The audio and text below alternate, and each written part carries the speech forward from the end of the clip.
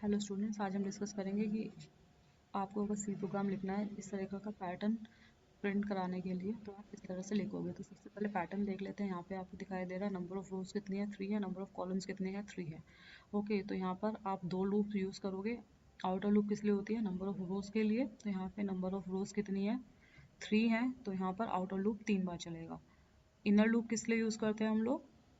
Column को print कराने के लिए, पर्टिकुलर के सारे कॉलम्स को प्रिंट कराने के लिए हम लूप यूज़ करते हैं इनर लूप। ठीक है, तो इनर लूप के कितने आइटरेशन होंगे? एक पर्टिकुलर वैल्यू ऑफ रो के लिए 3। ठीक है, तो आपका इनर लूप कितनी बार चलेगा? एक पर्टिकुलर वैल्यू ऑफ आई के लिए, where I is outer loop variable, 3 बार। ओके, अब यहाँ पे बात करते हैं कि प्रिंट क्या हो रहा है।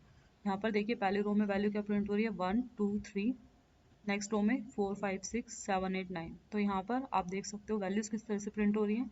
एक वेरिएबल है सपोज सी, तो यहाँ पर वैल्यू प्रिंट हुई 1, उसके बाद वो इंक्रीमेंट हो गया, उसकी वैल्यू प्रिंट हो जाएगी, फिर इंक्रीमेंट हुआ, वैल्यू प्रिंट हुई, increment value print, increment value print. ठीक है, तो यहाँ पर क्या हो रहा है? रोज एंड कॉलम में एक ही वेरिएबल प्रिंट हो रहा है और प्रिंटिंग के बाद हर एक बार उसकी वैल्यू में +1 हो रहा है। ठीक है, तो अब कोड देख लेते हैं किस तरीके से लिखेंगे हम।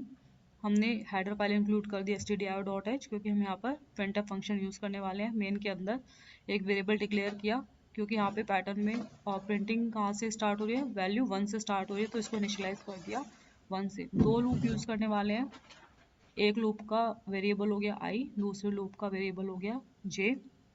आउटर लूप कितनी बार चलेगा? यहाँ पे जितने नंबर ऑफ रोज है, तो नंबर ऑफ रोज कितने हैं? 3 है, तो आउटर लूप हमने चला दिया 1 से लेके 3 तक। इस लूप के अंदर हमने क्या किया है? एक और लूप चलाया है जो कितनी बार चल रहा है? एक पर्टिकुलर वैल्यू ऑफ आई के लिए जे कितनी बार चलेगा? 3 बार।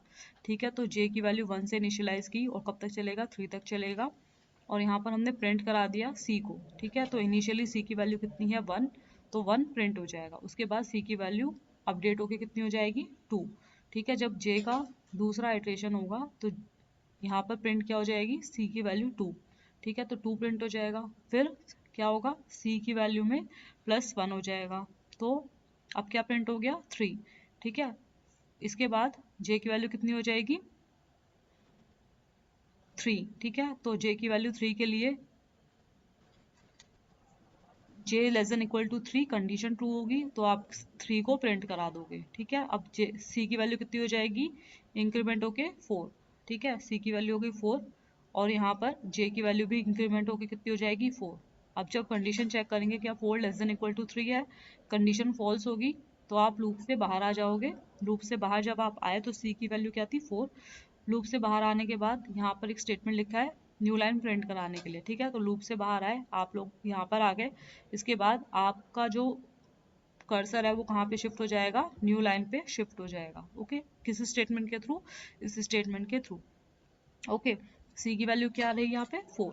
अब नेक्स्ट आइट्रेशन चलेगा किसका? आउटर लूप का। तो यहाँ पे आई की वैल्यू कितनी हो जाएगी? अब 2 हो जाएगी। आई = 2 के लिए जे कितनी बार चलेगा? 3 बार चलेगा, 1 2 एंड 3 के लिए। ठीक है, तो यहाँ पे जब जे की वैल्यू 1 होगी, प्रिंट करानी है हमें सी की वैल्यू। तो सी की वैल्यू क्या थी? 4 थी, तो 4 प्रिंट हो जाएगा। उसके बाद सी की वैल्यू में +1 हो जाएगा। ठीक है, अब सी की वैल्यू में +1 किया तो सी की वैल्यू क्या हो गई? 5 हो गई। फिर से जे की वैल्यू क्या हो जाएगी? अब प्लस प्लस होके 2 हो जाएगी। 2 <= 3, कंडीशन चेक होगी, कंडीशन ट्रू हो रही है, फिर से वैल्यू क्या प्रिंट हो जाएगी इस बार? 5। नेक्स्ट टर्न पे 6 और यहाँ पर 6 प्रिंट होके सी प्लस प्लस करेंगे तो यहाँ पे क्या वैल्यू हो जाएगी? सी की 7। ठीक है, फिर आपकी जे = 3 के लिए 6 प्रिंट हो गया। नेक्स्ट टर्न पे जब जे की वैल्यू 4 होगी, कंडीशन फॉल्स होगी, लूप से बाहर आ जाओगे। लूप से बाहर आ गए, अभी आपके प्रोग्राम का कंट्रोल कहाँ पर है? यहाँ पर है। ठीक है, प्रोग्राम का कंट्रोल कहाँ पर है? यहाँ पर है। तो यहाँ पर आपने स्टेटमेंट लिख रखा है न्यू लाइन प्रिंट कराने के लिए, तो प्रोग्राम का control new line print statement के एग्जीक्यूट होने के बाद कहाँ पर आ जाएगा? यहाँ पर आ जाएगा। यहाँ पर आया तो आपका ये क्या है? आउटर लूप का लास्ट स्टेटमेंट है। ठीक है, तो अब आउटर लूप का नेक्स्ट आइटरेशन स्टार्ट होगा। अब आई की वैल्यू क्या हो जाएगी? 3। आई = 3 के लिए जे कितनी बार चलेगा? 1 2 एंड 3 टाइम्स चलेगा। हर एक बार में सी की वैल्यू प्रिंट हो जाएगी। तो पहली बार में सी की वैल्यू कितनी प्रिंट होगी? 7। प्रिंट होने के बाद इंक्रीमेंट हो जाएगी वैल्यू, कितनी हो जाएगी 8। फिर जे की वैल्यू क्या हो जाएगी 2, 2 के लिए सी प्रिंट हो जाएगा, 8 प्रिंट हो जाएगा और सी की वैल्यू इंक्रीमेंट होकर कितनी हो जाएगी 9 हो जाएगी। इसके बाद जे इज इक्वल टू 3 के लिए 9 प्रिंट हो जाएगा और सी की वैल्यू इंक्रीमेंट होकर कितनी हो जाएगी 10 हो जाएगी। ओके, अब सी की वैल्यू हो गई 10, जे की वैल्यू क्या होगी प्लस प्लस होके 4, 4 के लिए चेक करेंगे क्या 4 लेस देन इक्वल टू 3 है, 4 लेस देन इक्वल टू 3 नहीं है, तो आप क्या करोगे लूप से बाहर आ जाओगे। इस लूप से बाहर आए तो अब आप क्या है यहाँ पे न्यू लाइन प्रिंट कराने के लिए स्टेटमेंट लिखा है, तो आपका जो कर्सर है वो कहाँ पर आ गया, यहाँ पर आ गया। ठीक है, अब आप यहाँ पर आ गए, i इज इक्वल टू 3 के लिए चल रहा था, अब यहाँ पर i की वैल्यू इंक्रीमेंट होगी कितनी हो जाएगी 4, क्या 4 लेस देन इक्वल टू 3 है, कंडीशन क्या होगी फॉल्स हो जाएगी और आप यहाँ पे आउटर लूप से बाहर आ जाओगे। आउटर लूप से बाहर आके आप यहाँ पे क्या करोगे मेन फंक्शन को रिटर्न करा दोगे, रिटर्न जीरो करा दिया और यहाँ पर मेन फंक्शन का जो रिटर्न टाइप है वो क्या लिख दोगे आप इंट लिख दोगे। ठीक है, तो इस तरीके से आप इस पैटर्न को प्रिंट कराने का प्रोग्राम लिख सकते हो। रन करा के देख लेते हैं कोड को।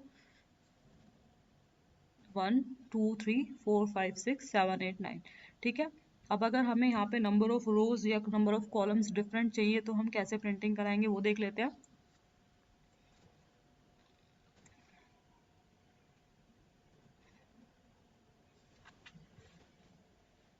सपोज यहाँ पे नंबर ऑफ रोज मैं चाहती हूँ 5 प्रिंट हो जाए। ठीक है, तो यहाँ पे हम रोज के लिए कौन सा लूप में चेंज करेंगे आउटर लूप में, तो यहाँ पे हम क्या लिख देंगे 5 लिख देंगे।